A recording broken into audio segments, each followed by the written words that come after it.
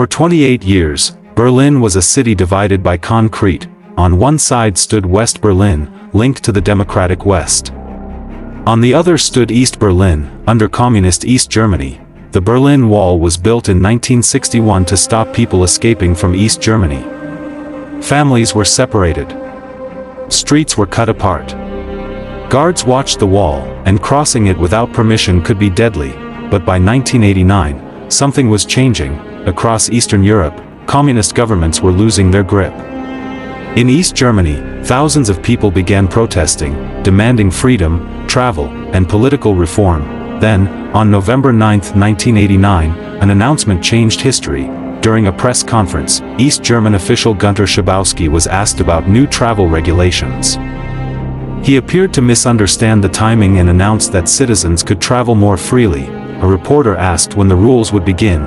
Schabowski replied, "As far as I know, this is effective immediately." The news spread rapidly.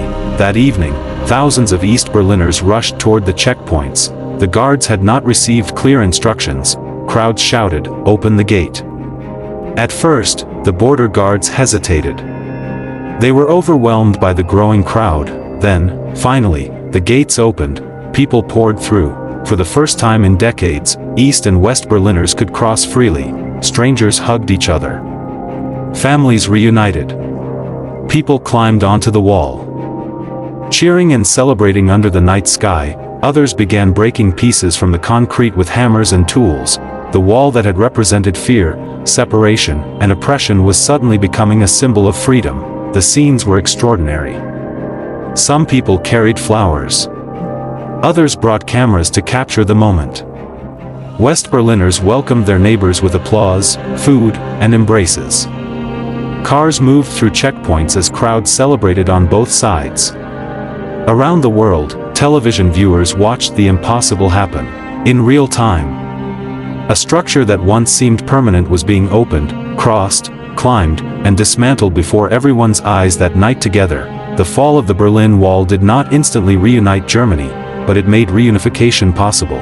Less than a year later, on October 3, 1990, East and West Germany officially became one country.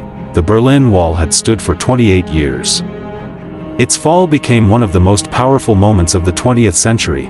A wall built to keep people apart had been defeated, not by an army, but by ordinary people demanding freedom, and that night, history changed forever.